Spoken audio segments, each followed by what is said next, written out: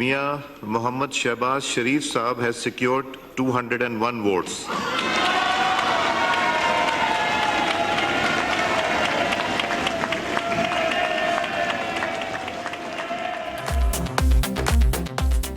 शहबाज Sharif د پاکستان څلېرویشتم وزیر اعظم منتخب د شهباز شریف ډبل سنچري هغه 201 ووټ واخیسته د سنی اتحاد کونسل لخوا عمر ایوب 92 ووټونه په خپل نوم کړل شهباز شریف د خپل ټولو اتحادیانو مننه کړې ده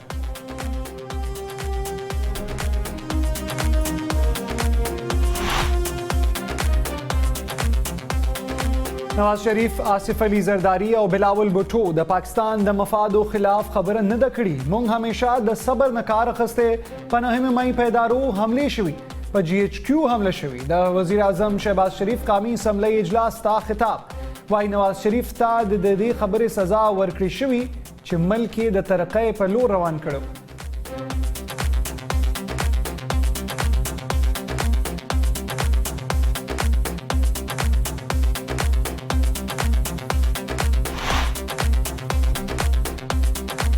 شهباز شریف د پاکستان لپاره یو خوشخبری ده د عوامي خدمت دور به یو ځل بیا شروع شي شهباز شریف پاکستان د دیوالیا کېدو څخه بچ کړی د مسلم لیگ نون رهنما مریم اورنګزیب وینا وای اوس به هغه معیشت ته استحکام ورکوي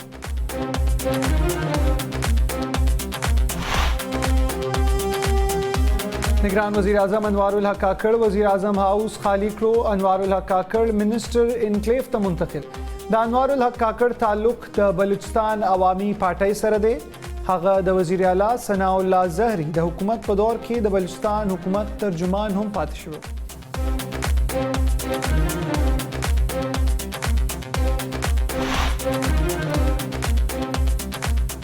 جعلي حکومت با چلیدو ته نه پرېږدو تر څو چې منډیټ واپس کړی شوی نه دی تر هغې پورې به د احتجاجونو سلسله دوامداره وي د پاکستان تحریک انصاف حمایت یافته سنی اتحاد کونسل غړي عامر ډوگر وینا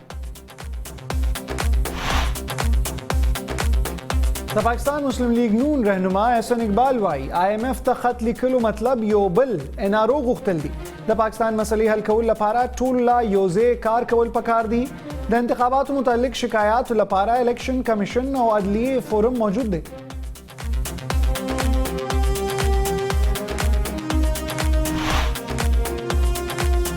الیکشن کې د داندلۍ تحقیقات لپاره د خود مختار کمیشن جوړول لپاره تیار یو نون لیگ لخوا د جوډیشل کمیشن جوړول باندې هیڅ اعتراض نشته انتخاباتو تحقیقات پکار دي چې هر سیز مخې ته راوړل شي د پاکستان مسلم لیگ نون رهنما رانا ثناء الله څرګندونه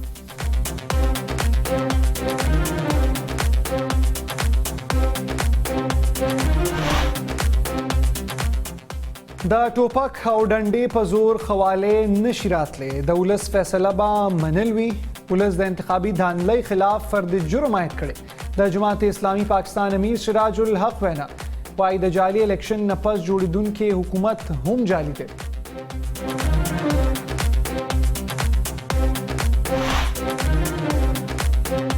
پخوانی وزیر اعظم یوسف رضا گیلانی لخوا د سینټ په انتخاباتو کې د ګډون کولو فیصله یوسف رضا گیلانی د سینټ انتخابات لپاره د نامزدګۍ کاغذونه جمع کړل کاغذات نامزدګي الیکشن کمیشن کې د یوسف رضا گیلانی وکیل جمع کړي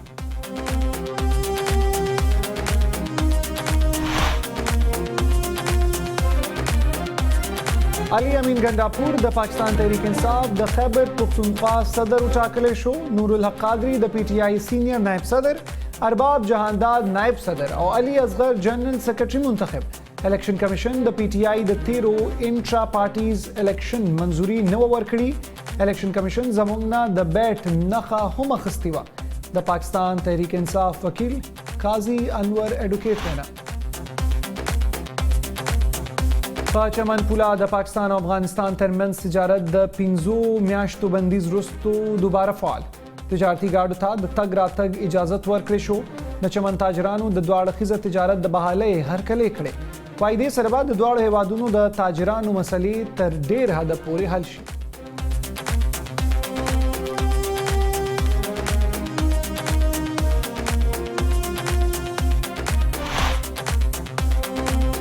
او د موسم په هکله دا خبر دی چې ټول ملک کې د نورو بارانونو پیشګویي خیبر پختونخوا، کشمیر، ګلګت بلتستان او شمالي بلوچستان کې د نور باران امکان، په غرونو د واورې ورېدو هم پیشګویي.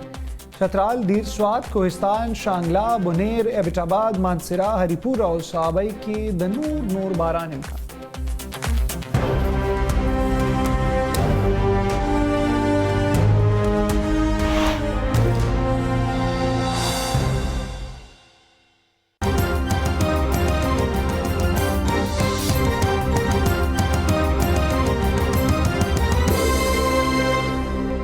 السلام علیکم، تاسو ګورئ هم پښتو ون خبرونه. زم شاه سلیم جان. مهم خبرونه تاسو ته وړاندې شول. اوس وخت شوی د تفصیلي خبرونو. شهباز شریف نن په دویم ځل د پاکستان وزیر اعظم منتخب کړی شو. قومي اسمبلی کې د قائد ایوان لپاره نن ووټونه واچولی شول. شهباز شریف د پاکستان مسلم لیگ نون او د هغه د اتحادي پارټو مشترک امیدوارو. هغه 201 ووټ ترلاسه کړی دی. داغه مقابله کې د تحریک انصاف حمایت یافته د سنی اتحاد امیدوار عمر ایوب خان 92 ووټونه ترلاسه کړل. د بلوچستان نیشنل پارټۍ منګل ګروپ مشر سردار اختر منګل چې په ایوان کې موجود و د قائد ایوان په انتخاب کې برخه وانخیسته. چې سپیکر ایاز صادق د ووټونو د نتیجو اعلان وکړو نو شهباز شریف د خپلو اتحادیانو سیټونو ته ورغې او د هغوی مننه وکړه.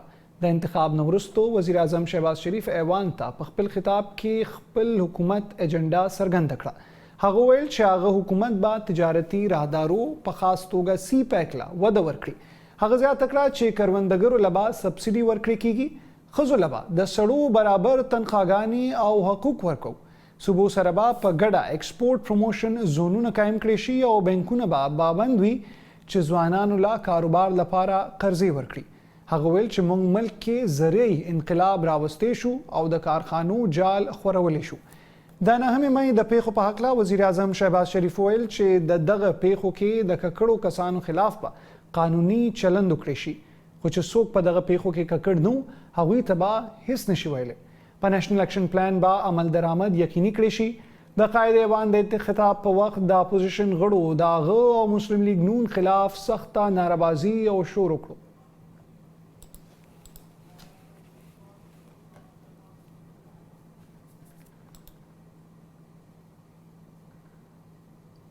قومي اسمبلی کې د اپوزیشن لیډر عمر ایوب خان ویلي دي چې شهباز شریف ته اول د قانون د بالادستۍ خبر وکړي.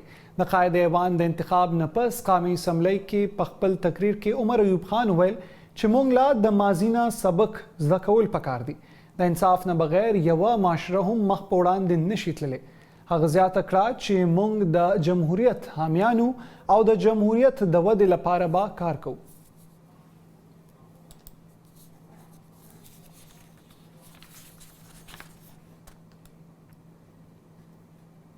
د پاکستان نوي حکومت لپاره به لوی چیلنجونه کم وي. زموږ همکار طاهر خان د نوي وزیر اعظم انتخابي عمل کتل لپاره قومي اسمبلی ته ورغلی او دا ریپورټ یې تیار کړی دی. راځئ چې تاسو ټولو سره شریک کړو. Mohammad Shehbaz Sharif Saab has secured 201 votes.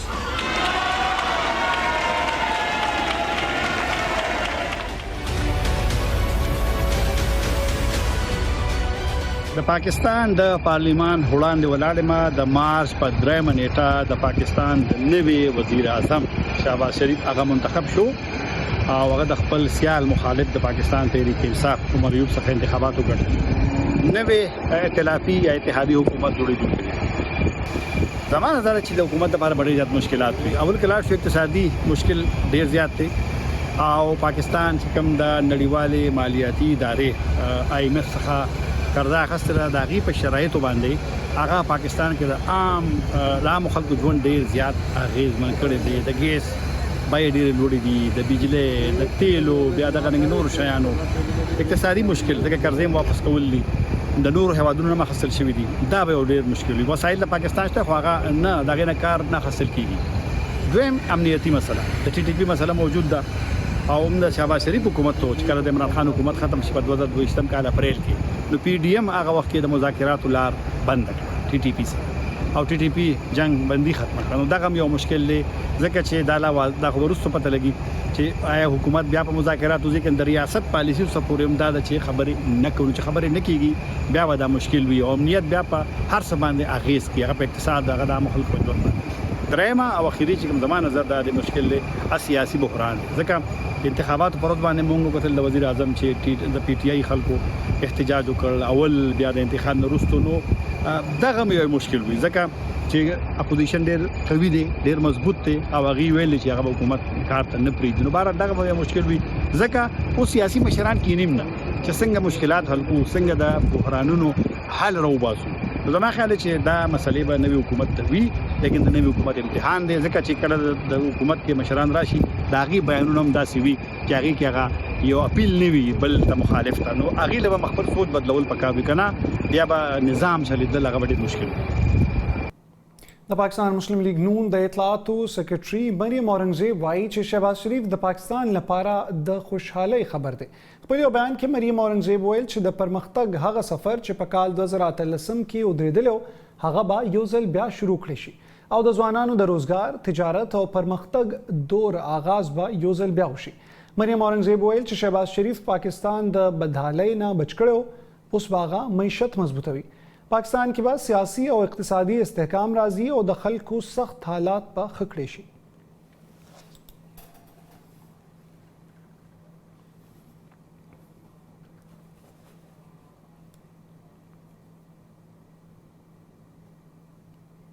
د پاکستان مسلم لیگ نون رهنما رانا ثناء الله وایي چې الیکشن کې دانلۍ تحقیقات لپاره د یو خود مختاره کمیشن جوړول لپاره تیار یو.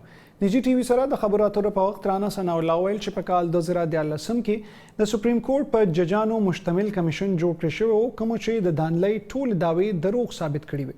هغه ویلي دي چې نون لیگ لخوا د جوډیشل کمیشن جوړولو باندې هیڅ اعتراض نشته. انتخاباتو تحقیقات پکار دي چې هر شی مخې ته راوړل شي.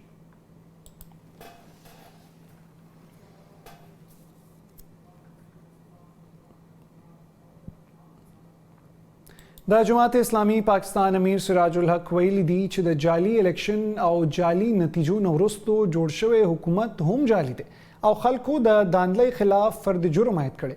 په خپل بیان کې هغه ویل چې مخکې به د ووټونو غلا کېده او اوس د ووټونو د نتیجو غلاګانې کیږي. هغه زیاته کړه چې خلکو په ووټونو کې د دانلۍ خلاف فرد جرم عاید کړی دی. سراج الحق ویل چې که ادارې په ملک کې استحکام غواړي نو پکار ده چې د آئین او د خپل حلف پاسداري وکړي.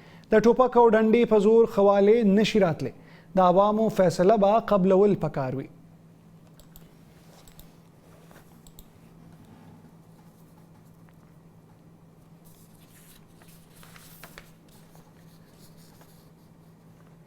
د پاکستان تحریک انصاف رهنما اعظم خان سواتی وایي چې د پی ټی آی بانی هومره د څوک نه زورول کیږي. پېښور کې کارکنان ته د خطاب په وخت اعظم سواتی ویل چې ډېر زر به خان صاحب د جیل نه بهر شي. د ویل چې د پی ټی آی بانی خلکو کې شعور پیدا کړي. اعظم سواتی ویل دي چې چیف جسټس د انټرا پارټیز انتخاباتو کې د خلکو ګڼه ګوڼه وګوري. پی ټی آی باندې آئین او قانون تنګ شوی دی. پخوانی وزیر اعظم یوسف رضا ګیلانی یو ځل بیا د سېنات په انتخاباتو کې د برخه اخیستو فیصله کړې. د ګیلانی هاوس ترجمان لخوا ویلي شوي دي چې یوسف رضا ګیلانی د سېنات انتخابات لپاره د نامزدګۍ کاغذونه جمع کړل. ترجمان دا هم ویل چې کاغذات نامزدګي الیکشن کمیشن کې د یوسف رضا ګیلانی وکیل جمع کړي دي. د یوسف رضا ګیلانی په خالی شوي څوکۍ به څوک انتخاباتو کې برخه اخلي هغه فیصله به د پارټۍ قیادت کوي.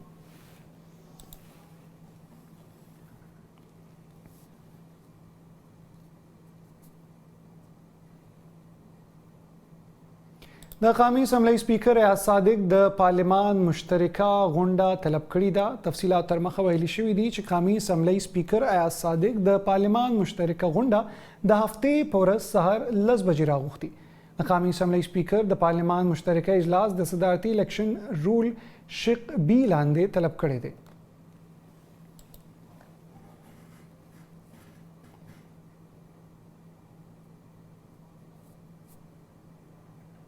او د نوي وزیر اعظم راتلو سره سم نگران وزیر اعظم انوار الحق کاکړ وزیر اعظم هاوس خالی کړو. انوار الحق کاکړ منسټر انکلیو ته منتقل شوی چیرته چې هغه بنگلا نمبر لسمه کې اوسېږي. د انوار الحق کاکړ تعلق د بلوچستان عوامي پارټۍ سره دی. هغه د وزیر اعلی ثناء الله زهري په حکومت کې د بلوچستان حکومت ویان پاتې شو. هغه د بلوچستان یونیورسيټۍ نه په پولیټیکل ساينس او سوشیالوژي کې د ماسټرز ډیګري ترلاسه کړې ده.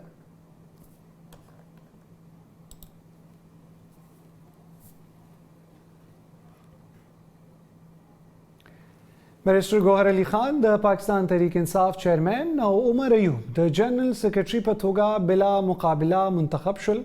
اسلام آباد کې خبري غونډې ته د پی ټی آی ویان رؤف حسن ویل چې د پارټۍ چیرمن لپاره د 3 امیدواران درخواستونه قبول شوي ولې اشرف جبار او اسلم د پارټۍ مفاد په خاطر بیرته درخواستونه واپس اخیستي او بیرسټر ګوهر علي خان د پارټۍ بلا مقابله چیرمن منتخب شوی.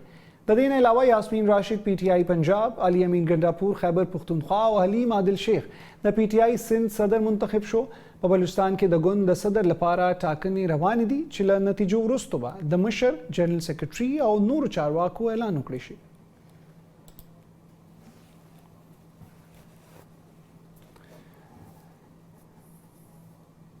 علي امین ګنڈاپور د پاکستان تحریک انصاف د خیبر پختونخوا صدر ټاکل شوی. د پاکستان تحریک انصاف وکیل قاضي انور ایډوکیټ ویلي دی چې علي امین ګنڈاپور پینل بی بلا مقابله انتخاب شوی دی، بل کم پینل مخې ته نه دی راغلی. پېښور کې د پی ټی آی انټرا پارټیز الیکشن دستوري ته وینا کې قاضي انور ایډوکیټ ویل چې نور الحق قادری د پی ټی آی سینئر نائب صدر، ارباب جهانداد نائب صدر او علي اصغر جنرال سیکرټري منتخب شول. د ویل عرفان سلیم ایډیشنل جنرال سیکرټري، فخر زمان ډیپټي جنرال سیکرټري او دانیال خان جدون، خایسته محمود او تیمور خالد جوائنٹ سیکرټریز ټاکل شوي دي. قاضي انور ایډوکیټ زیاته کړه چې الیکشن کمیشن د پی ټی آی د 13 خپلمنځي ټاکنو منظوري نه ورکړي. الیکشن کمیشن زموږ نه د بیټ نشان هم اخیستی، موږ ته د الیکشن مهم اجازت هم نه دی راکړی.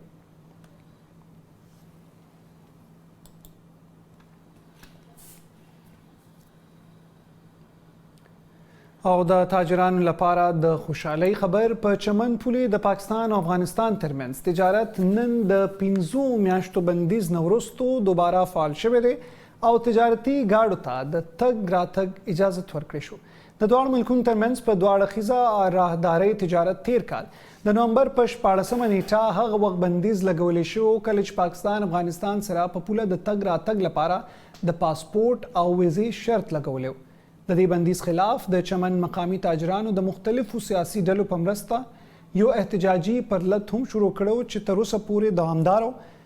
د افغانستان او پاکستان ترمنځ تجارت د تورخم په پوله هم بند کړی شو، خو هغه 13 میاشت د پاکستاني او افغان اهلکارو ترمنځ د خبرو اترو نه پس په دې شرط بیا بحال شو کله چې پاکستان په افغان تاجرانو او ټرک ډرایورانو د ویزې شرط د روانې مارچ د میاشتې تر اخره پورې وځنډو.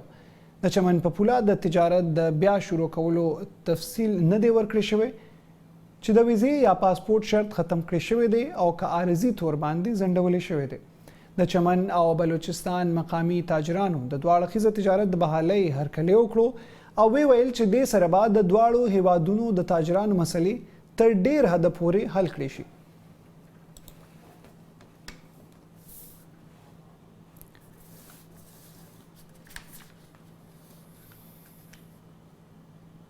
په بردیر کې د مارچ په 3مه پیل شوي د پولیو ضد مهم د مارچ تر 15 نیټې پورې د ځنډولو غوښتنه رامخې شوې. ضلعي انتظامیه د پولیو ضد مهم ځنډولو په اړه ملکنډ کمشنر ته خط استولی. د ضلعي صحت افسر د پولیو ضد مهم تر 15 مارچ پورې د ځنډولو غوښتنه کړې. دا غوښتنه د زیاتې واورې له امله د لارو بندېدو له وجې شوې ده. د پولیو ضد مهم نن یعنی د مارچ له 3مې نیټې څخه پیل شوی دی.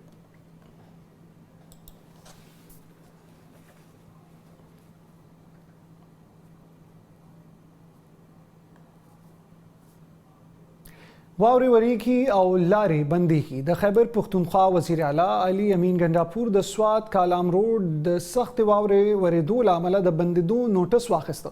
وزیر اعلی د ملکنډ کمشنر سره رابطه کړې او د سوات کالام روډ د پرانستلو لپاره هنګامي ګامونو هدایت کړي. په کالام کې د بندو سیلانیانو په خوندي توګه د ایستلو لپاره باید سمدستي ګامونه واخیستل شي. علي امین ګنڈاپور هدایت ورکړي چې په عارضي توګه د مسافرو لپاره د استوګنې او خوراک بندوبست هم وکړي شي. د ژغورنې ادارې باید د هر ډول هنګامي حالات سره د مقابلې لپاره خبرداري وسیږي. علي امین ګنډاپور د باران او واورو له امله زیانمن شوو کورنیو ته د خپله ژورې خواخوږۍ او ډاډګیرنې څرګندونه وکړه او متعلقه ضلعي انتظامیې ته دا هدایات وکړل چې زیانمن شوو کورونو ته دې زر تر زره مرستې ورسوي.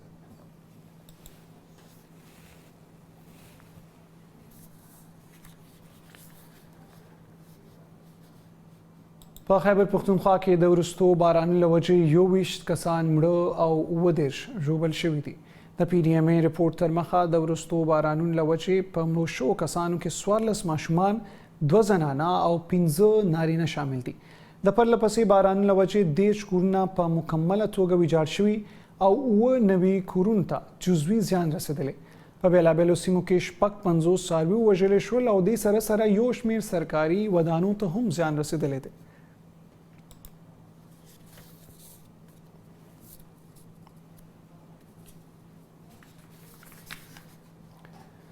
خبرونو په اخره کې اوس د موسم حال. ټول ملک کې د نور باران پیشګویي شوې ده. موسمیاتو محکمې لخوا ویلي شوي دي چې خیبر پښتونخوا، ګلګت بلتستان، کشمیر او شمالي بلوچستان کې د نور باران ولې په غرونو د واورې ورېدو پیشنګویي شوي. همداشان د چترال، دیر، سوات، کوهستان، شانګلا، بنیر، ایبټ آباد، مانسری، هریپور او صوابۍ کې هم د نور باران امکان څرګند شوی.